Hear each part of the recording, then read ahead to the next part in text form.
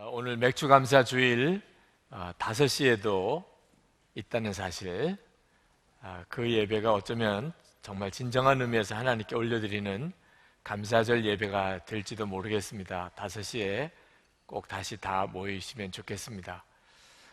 중국어 예수님의 사람 제자 올린 교재가 번역이 됐는데, 우리 교우가 아니신 어떤 분이 헌금을 해주셨어요. 그 출판을 위해서. 하나님이 이런 계획이 있으신가 보다. 그리고 번역 작업을 끝내고 책이 나오고 난 다음에 보니까 이게 엄청난 일이네요. 중국에 지금 현재도 1억 명이 넘는 기독교인들, 인구가 15억인 중국인들에게 제자 훈련을 할 수 있는 좋은 도구가 되겠다 하고 생각이 듭니다. 기도 많이 해주시기를 바랍니다. 오늘 여러분이 예배 끝나고 나면 3층 식당에서 또 들어오는 교회 입구에 선교를 위한 바자회가 있습니다. 우리 청소년들이 올해 해외로 단기 선교를 나갑니다. 또 다문화 가정들을 섬기는 일을 위해서 되어지는 일이니까 여러분들이 정말 마음을 열고 같이 섬겨주시기를 바랍니다. 오늘 맥주감사주일 설교를 준비하면서 두레교회 김준홍 목사님 어머님 이야기가 생각이 났습니다. 김준홍 목사님께서 한번 말씀을 전하실 때 그 어머님 이야기를 하셨습니다. 아버님이 아주 일찍 돌아가시고, 그리고 어머님에게 아버님이 유언을 하셨답니다. 김준홍 목사님이 막내인데 막내 홍이는 반드시 끝까지 공부를 하도록 해주세요. 아내에게 그 막내가 끝까지 공부를 하게 해달라는 부탁을 남기고 돌아가셨답니다. 김진홍 목사님이 마음을 잡지 못하고 청년 시절에 방황하다가 어느 시점에 공부해야 되겠다 하는 마음이 들어서 어머님에게, 어머니 제가 공부하렵니다. 어머니 제가 공부하려면 참고서가 필요한데 책값을 좀 마련해 주실 수 있습니까? 너무 기뻐하시더래. 남편의 유언이기도 했으니까. 그래 내가 책값을 마련해 줄 테니 공부를 하거라. 그리고 그 다음날 책값을 마련해 오셨어요. 그래서 그걸 가지고 서점에 가서 영어 수학 참고서를 샀습니다. 늦게까지 공부를 하고 집에 왔는데 어머님이 주무시고 계세요. 그래서 보니까 머리에 수건을 쓰시고 주무시고 계십니다. 평소 같지 않게. 그래서 왜 이렇게 답답하게 머리에 수건을 쓰고 계신가 그러고 수건을 풀어드리려고 봤더니 어머님이 머리를 다 깎으셨어요. 아들 공부를 시키려고 돈을 마련하려고 다녀도 그 어려운 그때 시절에 누구 하나 돈 빌려주거나 줄 사람이 없으니 이분이 생각도 못해서 가발 가게 가서 머리카락을 파른 겁니다. 그때의 김진홍 목사님 마음에 내가 정말 공부 열심히 해야 되겠다. 어머니를 정말 행복하게 해드려야 되겠다. 그런 마음에 결심을 하고 그때 샀던 영어 수학 참고서를 7번을 정독을 했대요. 거의 외울 정도로. 그래서 늦게 공부를 했지만 대학 들어갈 때 수석으로 합격하고 장학금을 받으면서 공부를 했었노라고 그런 어머님에 대한 일화를 이야기를 하셨습니다. 정말 초등학교 시절에도 어머님이 자기를 공부시키려는 마음을 그렇게 보이시더래요. 하여튼 어디든지 가면, 하여튼 친척집이든지 누구 집이든지 가면 꼭 책을 좀 달라고 해서 받아가지고 오신대요. 하여튼 눈에 뜨이는 대로 이 책 저 주실 수 없습니까? 그 아들에게 뭔가 어릴 때부터 책을 읽혀야 되겠기 때문에 그래서 책을 이렇게 받아가지고 오셨는데 뭐 심리학 개론, 뭐 무슨 법전, 뭐 이런 초등학교 아이가 도무지 읽어낼 수가 없는 책들만 잔뜩 가지고 와서 책 읽어라. 너 이거 어려서부터 책 읽어야 된다. 도무지 저 읽을 수가 없어요. 한자들도 너무 많이 섞여 있어. 이런 책들은 제가 못 읽겠어요. 가지고라도 다녀라. 그냥 계속 책을 들고라도 다녀. 그래야 된다고 하시던 그 어머니, 그 김준홍 목사님의 어머니 생각이 나요. 남편의 유언입니다. 막내는 끝까지 공부를 시켜주시오.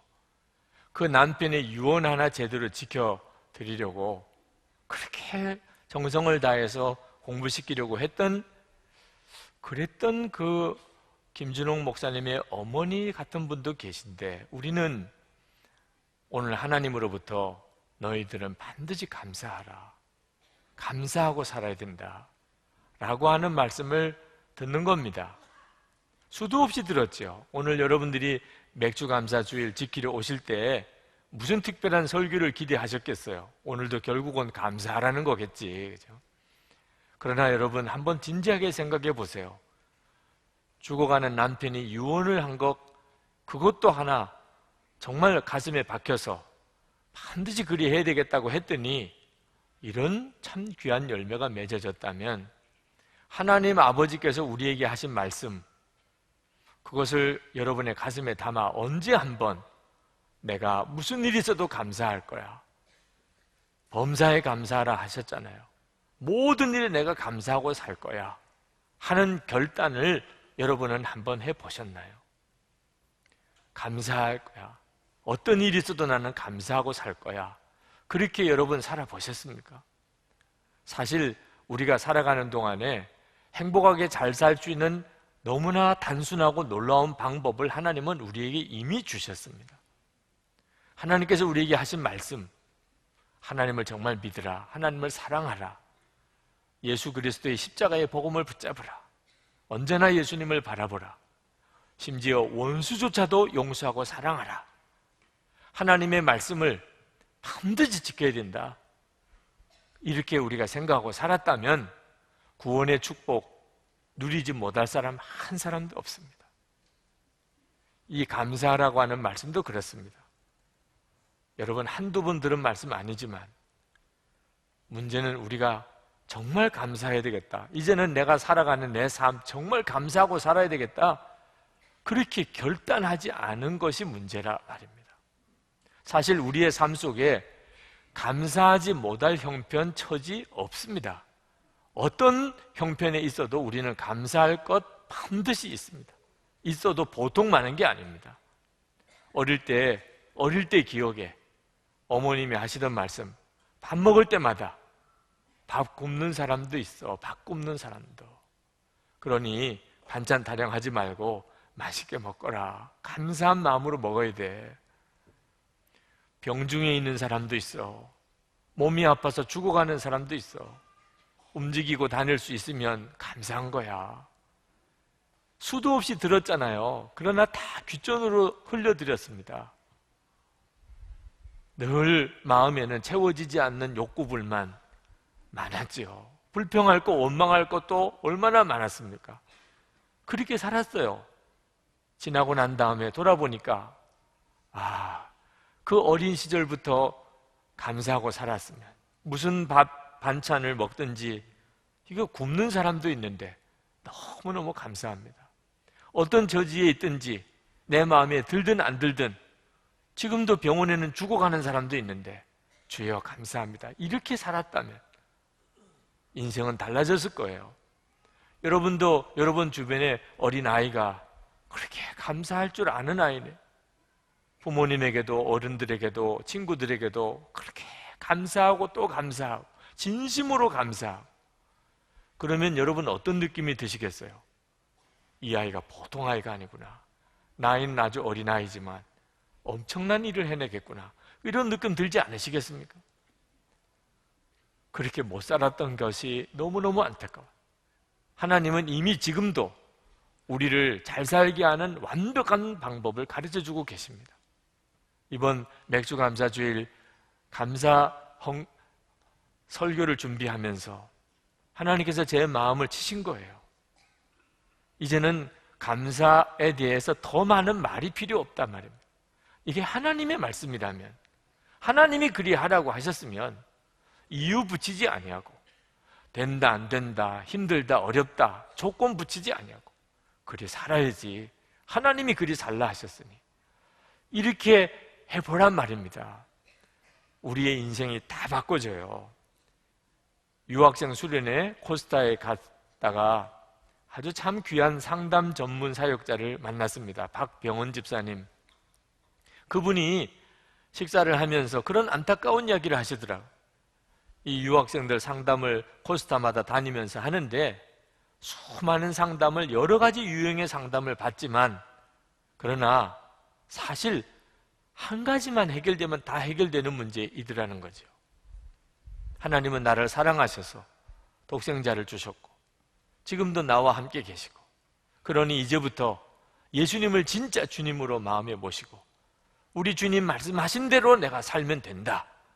이것만 분명하다면 문제가 될 게 아무것도 없더라는 거예요. 그 많은 고민들을 듣고 들어봐도 내가 예수님 정말 이제는 내 주님으로 모시고 예수님 하자는 대로만 하겠다, 이 결론만 분명히 나면 해결 안 될 문제가 없는데 그게 그렇게 어렵다는 거예요. 오늘 감사주일입니다. 여러분, 감사하라 하는 말씀 하나 마음에 정말 명심하고, 주여, 하나님의 말씀입니다, 제가 그렇게 하겠습니다. 제가 지금까지는 형편과 조건에 따라 그렇게 살았고 불평 원망 많았는데 이제는 모든 일에 감사하고 주여 제가 그렇게 살겠습니다, 이렇게 결단하게 된다면 오늘 우리는 정말 감사주일을 잘 지키는 겁니다. 여러분, 오늘 맥주 감사주일 헌금 준비 어떻게 하셨나요? 많이 하셨나요? 네. 저는 이런 감사주일을 지킬 때마다 맥주 감사주일 헌금을 준비하는 마음이 특별해요. 설레요. 우리 주님과 참 귀한 이 사랑의 비밀이 있는 시간이니까 말입니다. 재정에 있어서 하나님이 나의 하나님이신가, 그것을 하나님께 보여드릴 수 있는 너무나 귀한 시간이죠. 저에게 있어서 하나님은 나의 유일한 하나님이십니다. 그것은 감사로 하나님께 표현해 드리지요. 여러분은 맥주 감사주일 헌금을 어떻게 준비하셨어요? 여보, 오늘 우리 헌금 얼마나 하지? 당신 좀 알아서 적당히 해. 혹시 그렇게 하진 않았나요? 그냥 알아서 적당히 하는 헌금, 안 한 것도 아니고 그렇다고 한 것도 아니고. 언제까지 우리는 하나님께서 이렇게 감사하라 라고 하신 하나님의 말씀을 언제까지 이렇게 소홀히 듣고 지나가시겠냐 말이에요. 언제 한번 진지하게 내가 하나님께 감사하며 내 남은 생애를 살아봐야 되겠다, 그렇게 해보시겠냔 말이에요. 여러분, 믿음이 언제 제일 필요할까요? 믿어지지 않을 때입니다. 그때가 진짜 믿음이 필요한 때예요. 도무지 하나님의 존재도, 하나님의 사랑도, 하나님의 구원도, 하나님의 능력도, 하나님의 임재도 믿어지지가 않아요. 정말 위기죠. 사실 그때가 사실 믿음이 진짜 필요한 때입니다. 그 고비를 넘어가야 합니다. 자, 그렇다면 여러분, 감사가 언제 정말 필요할까요? 언제 감사가 정말 필요할까요? 도무지 감사가 안 될 때라는 거예요. 도무지 감사가 안 될 때, 그때야말로 정말 감사가 필요한 겁니다. 죽고 사는 문제가 달려있는 순간이에요. 오늘 골로새서 4장 2절 말씀에 기도를 계속하고 기도에 감사함으로 깨어있으라. 오늘은 성경 본문을 한 절만 정했습니다. 아주 잊어버리지 않는 메시지가 여러분의 가슴에 탁 박히도록 감사함으로 깨어있으라. 기도를 해도 말입니다, 불평 원망으로 염려를 하지 말라 말입니다. 하나님 앞에 나와서 기도할 때도 항상 감사로 깨어있어야 돼요. 영적으로 잠이 들어버리면 감사가 죽어버립니다. 그리고 불평과 원망, 염려로 가득 차요. 기도를 해도 역사가 없어요. 왜? 믿음이 없는 거니까. 믿음이 곧 감사거든요. 여러분, 원망과 불평을 작게 여기면 안 됩니다. 원망과 불평은 악한 영의 역사예요. 악한 영의 역사는 보면 압니다. 그냥 금방 큽니다. 악한 영이 역사해요. 들판에 이 잡초들이 자랄 때 누가 가꾸지도 않고 씨를 심지도 않았는데 어느 순간에 보면은 온 들판에 잡초예요. 마귀가 우리 속에 그렇게 역사합니다. 저절로 자라는 거 다 영적으로 악한 영의 역사입니다. 저절로 자라는 거. 분노, 염려, 불평, 죄 짓는 마음, 저절로 자랍니다. 자라도 보통 자라는 게 아니에요. 근데 이거 내버려 두면 반드시 망합니다.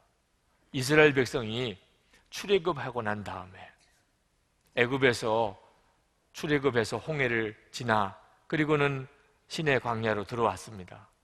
그런데 이스라엘 백성들이 기가 막힌 말을 해요.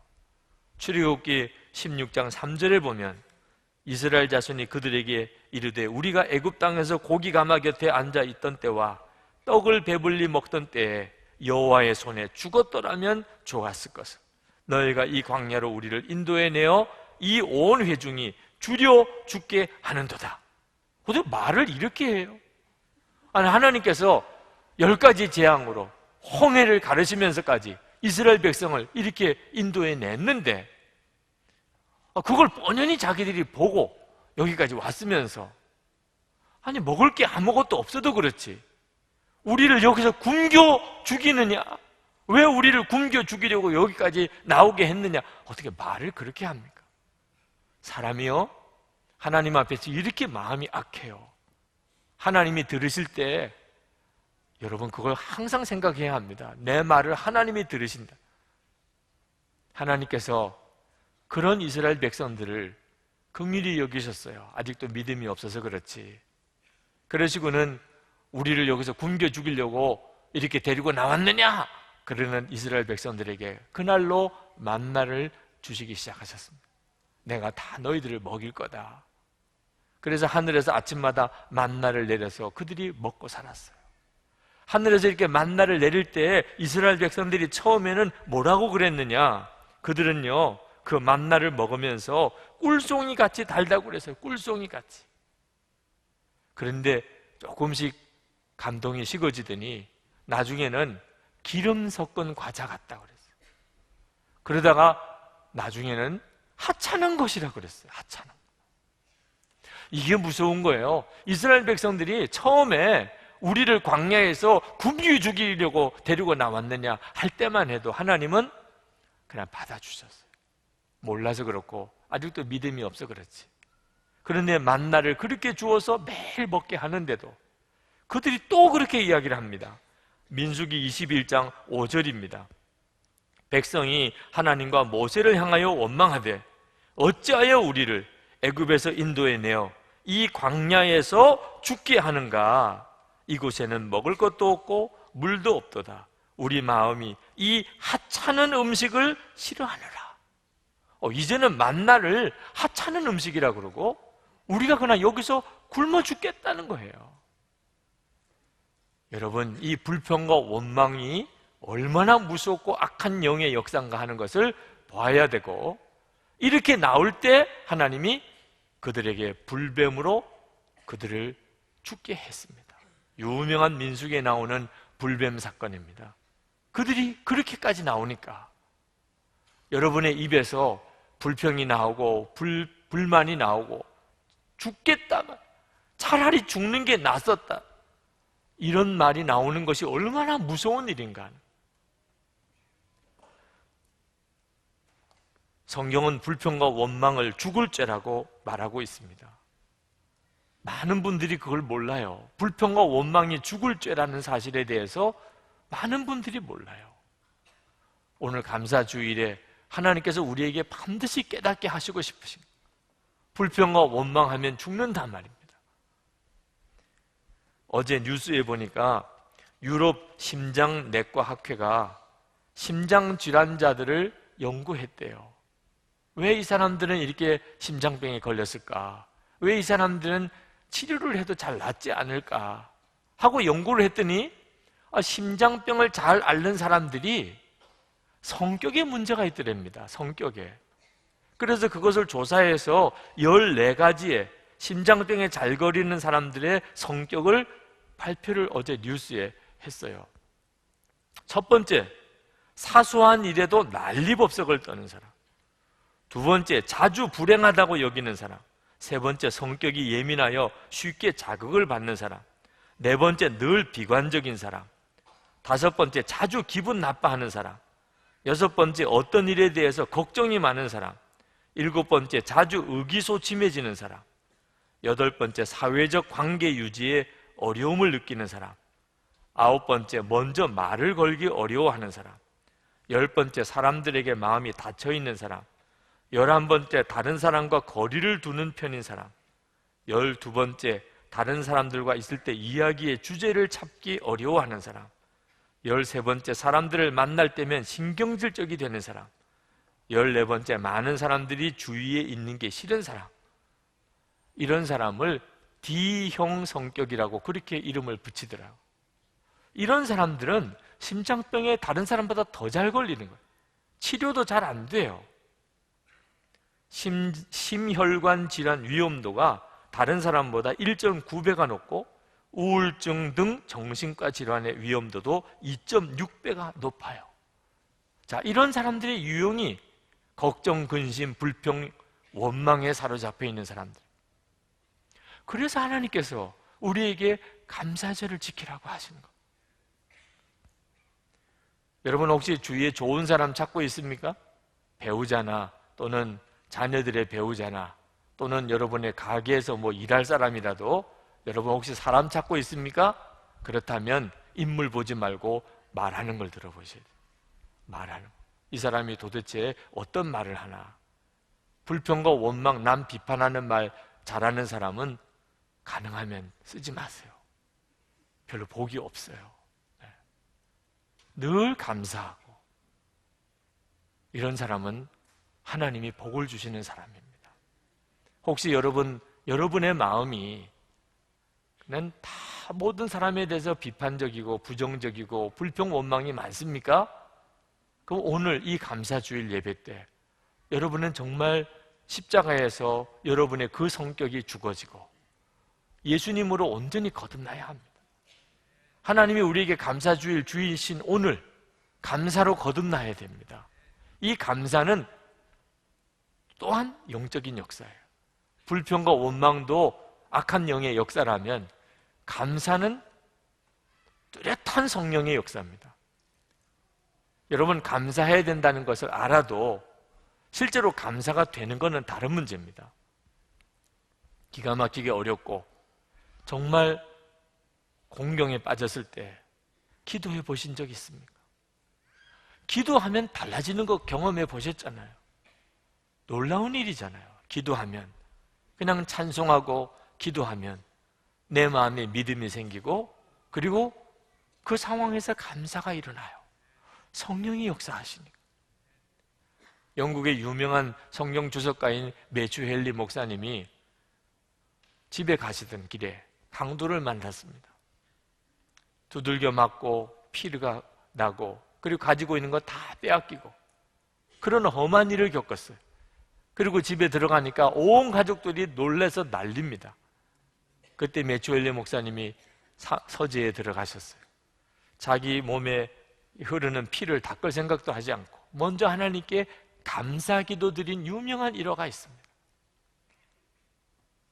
매튜 헨리 목사님이 하나님께 기도했다고 그래요. 하나님, 오늘 제가 집에 오는 길에 강도를 만났는데 12년 동안 아무 일 없이 오던 길입니다. 그런데 지난 12년 동안 하나님께서 나를 지키고 보호해 주셨다는 사실에 대해서 한 번도 제가 깨닫지 못했습니다. 오늘 강도 만나고 난 다음에 비로소 지난 12년 동안 그 수없이 다녔던 이 길을 하나님이 지켜주셨었구나. 그동안에 하나님이 그렇게 나를 지켜주셨음에도 하나님께 감사하지 못했던 것을 용서해 주옵소서.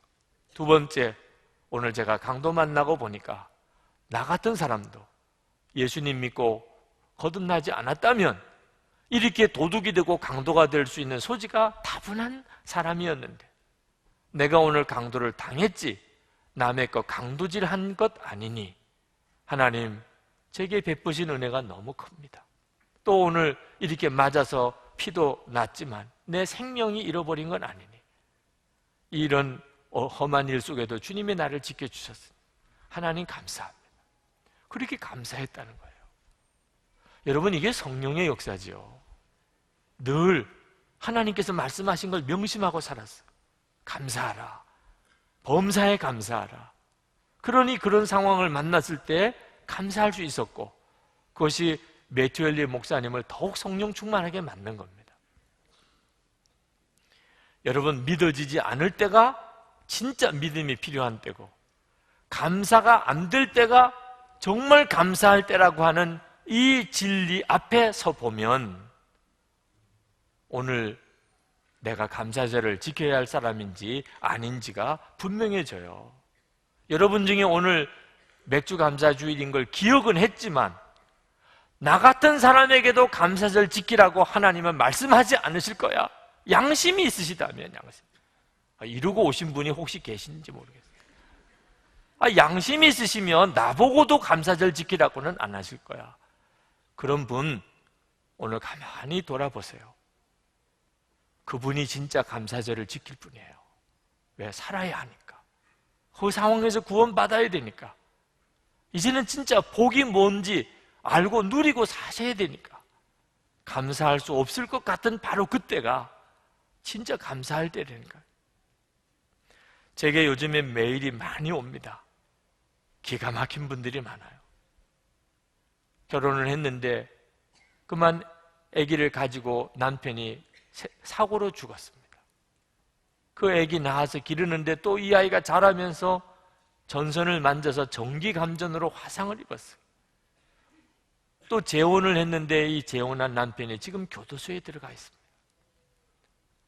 참 정말 기가 막힌 처지에 사시는 분들이 많아요.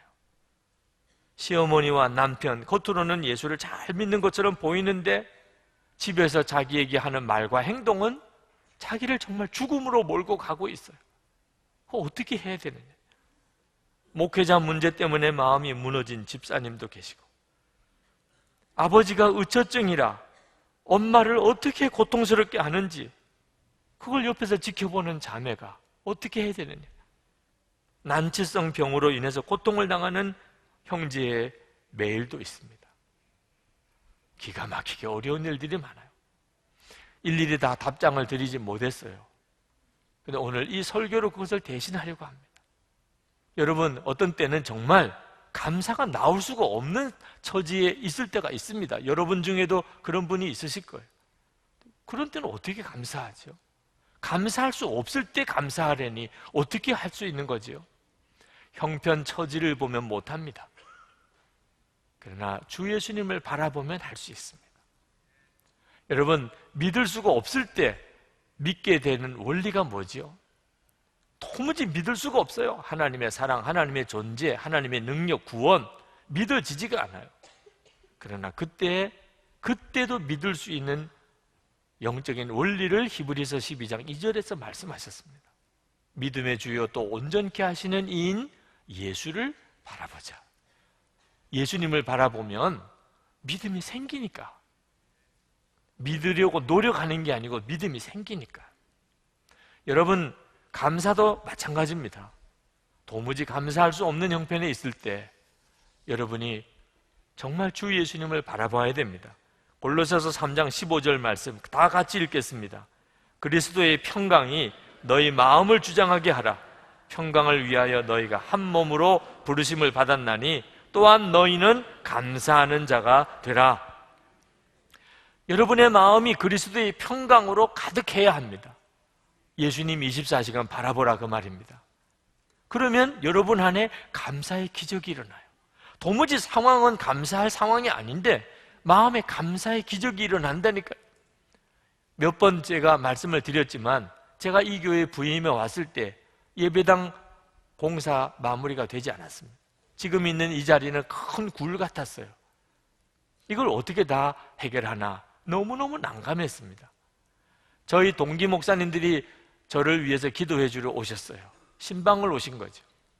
목사님들 여기 담임 목사실에서 기도하지 말고 지금 기도해 주셔야 될 자리가 있습니다. 그리고 목사님들을 여기까지 데리고 내려왔어요. 그때는 여기까지 내려오는 것 자체가 안전 문제가 있어서 줄을 다 쳐서 정말 조심조심 겨우 내려와야 되는 그런 형편이었습니다. 여기에 둘러쓰셨어요. 그리고 이 예배당도 완공이 되고 교회가 부흥되기를 위해서 간절히 합심 기도를 해주셨어요. 끝나고 용두동 교회 담임하고 계시는 조재진 목사님께 대표로 기도 부탁을 드렸습니다. 그런데 한동안 기도를 못 하시더라고요. 무슨 기도를 해야 돼요? 그러시다가 입을 열어 말씀하신 기도가 제 가슴을 쳤어요. 전율하는 것 같았어요. 사람으로는 불가능한 것 같기 때문에 하나님 감사합니다. 사람으로는 불가능한 일이기 때문에 감사하다는 거예요. 왜? 결국은 되어질 것이고, 그러면 하나님의 영광이 더 강하게 드러날 것 아니겠어요? 불가능한 일이니까, 사람으로는 할 수 없는 일이니까, 그러니까 더 감사하다. 하나님이 역사하시고 살아계신 것이 더 분명하게 드러날 거니까. 제가 그 기도를 듣는데 주님이 말씀하시는 것 같았어요. 야, 이럴 수도 있는 거구나. 불가능한 일이니까, 너무나 어려운 일이니까 오히려 감사할 수 있는 거구나. 그리고 그 말씀을 붙잡았어요. 주님, 정말 저는 이 말씀이 이루어질 걸 믿습니다. 그래서 재정적으로 흘려보낼 수도 있었어요. 여러분, 주님을 바라보면 우리 안에 믿음의 기적, 감사의 기적이 일어납니다.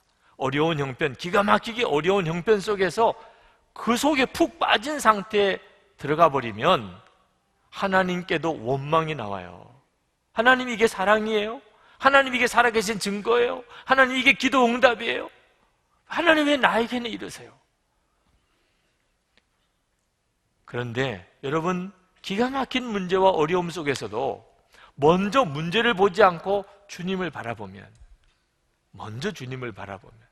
그러면 여러분을 향한 하나님의 완벽한 진리를 보여주십니다. 하나님은 우리를 얼마나 사랑하셨는지 독생자도 아끼지 않고 주셨어요. 예수님께서는 십자가에 우리를 대신하여 죽으셨어요. 그것이 십자가 아닙니까? 하나님의 사랑에 대한 이보다 더한 증거가 뭐가 더 필요해요?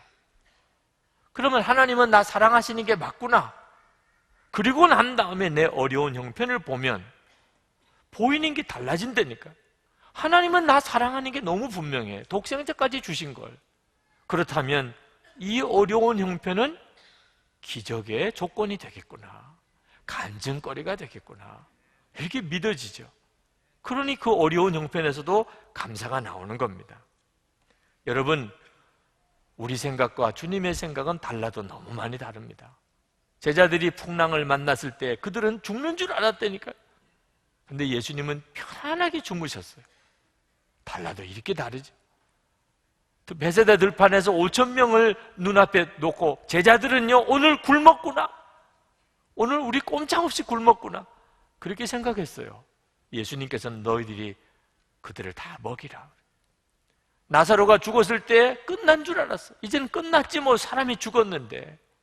예수님께서는 잔다 나사로가. 하나님의 영광을 드러내려고 하십니다. 예수님을 먼저 바라보느냐, 문제를 먼저 보느냐, 그 차이입니다.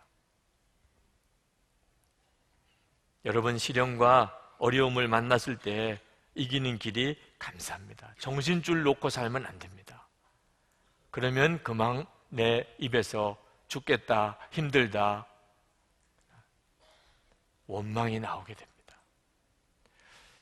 저는 매번 감사주일 설교할 때마다 우리 교우 중에 한 분 감사의 증인을 여러분에게 소개를 해왔는데, 오늘 맥주감사주일에도 우리 한 분을 여러분에게 증인으로 소개를 하려고 합니다. 석영희 권사님 나오셔서 이 시간 맥주감사주일 간증을 해주시겠습니다.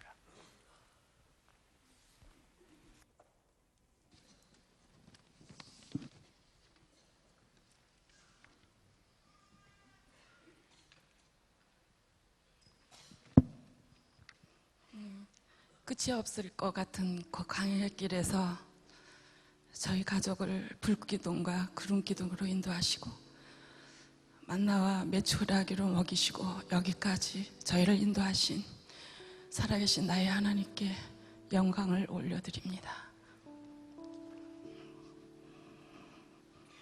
저는 믿지 않는 집안에서 태어나 원치 않는 결혼과 남편의 방탕한 생활로 인해 많은 고난을 겪었습니다. 초등학교 때 교회에 잠깐 다녔던 것이 계기가 되어 신앙생활을 하게 되었는데 남편은 제가 교회 가는 걸 두고 보지 않았습니다. 성경책을 화장실에 집어넣고 교회 마당에서 제 머리채를 잡아 집으로 끌고 오기도 했습니다. 당시 우리 부부는 인쇄소를 했었는데 저는 주일 예배 드리기 위해 토요일 날 산더미처럼 쌓인 인쇄물들을 도맡아 해야 했습니다. 그런 남편이 1983년 초 저와 3남매를 버리고 집을 나갔습니다. 그때 제 나이는 32살이었습니다. 남편이 남기고 간 빚과 3남매를 양육하는 일 등 저에게 맡겨진 짐은 너무 무거웠습니다. 더 이상 살아갈 힘이 없어서 삶을 마감하려 할 때 주님은 저를 만나 주셨습니다. 주님은 환상으로 나의 모든 죄들을 보여주시며 내가 죄덩어리인 것을 깨닫게 하시고 눈물로 회개하게 하셨습니다. 한참을 회개하며 기도할 때 주님은 사랑하는 딸아, 내가 이 시간 눈물로 간구하는 그 기도를 다 들었노라. 너는 이제 무엇을 먹을까 무엇을 입을까 염려하고 두려워하지 말라. 내가 가는 길을 내가 축복할 것이고 너와 네 자녀들을 내가 책임질 것이니 너는 나의 길을 가라. 나의 종이 되어라고 말씀하셨습니다. 저는 두 손 들고 그렇게 하겠다고 주님께 서원했습니다. 그 순간 제 안에는 말할 수 없는 기쁨과 소망이 일어났습니다. 세상에 살아있는 모든 것들이 저를 향해 박수 쳐주는 것 같았습니다. 환경이 바뀐 건 아니지만 내 안에 계신 주님께서 나의 모든 문제를 해결해 주셨다는 분명한 믿음이 생겼습니다. 그 뒤로 저는 날마다 울고 다녔습니다. 저의 친정엄마와 형제들, 일가 친척 모두가 나를 떠났지만 저는 예수님 때문에 행복했습니다.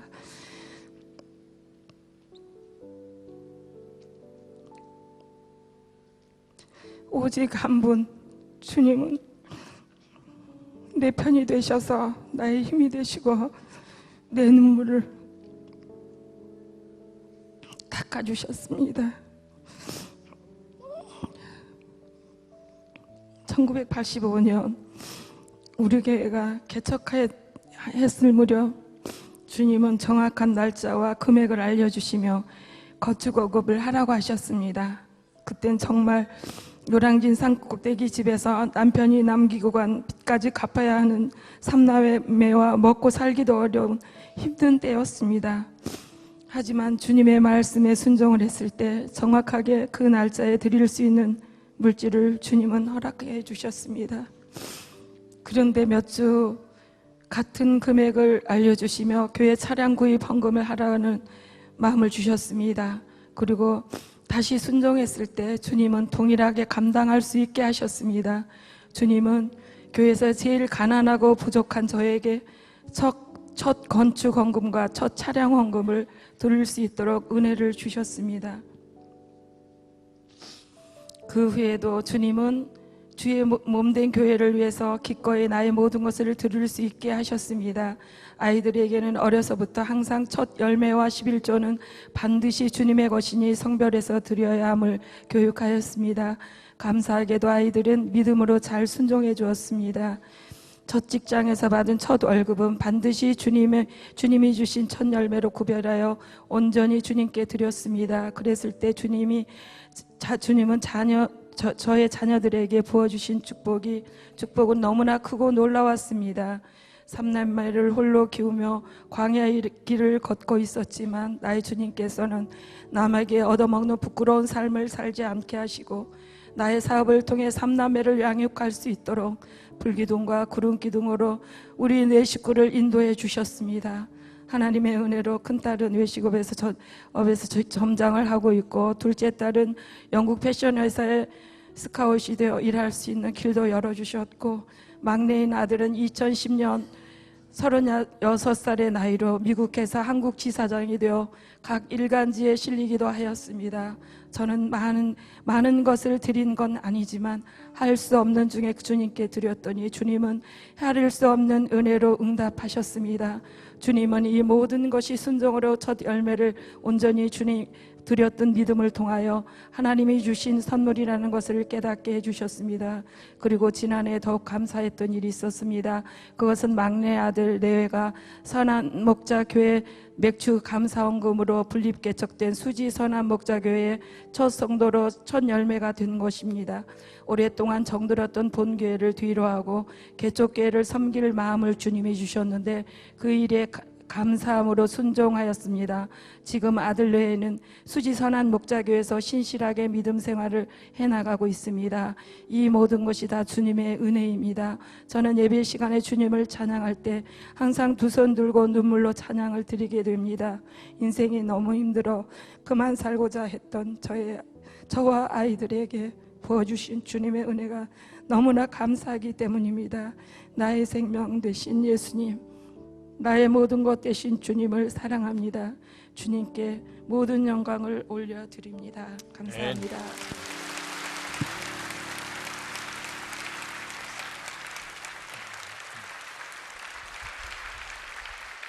감사합니다.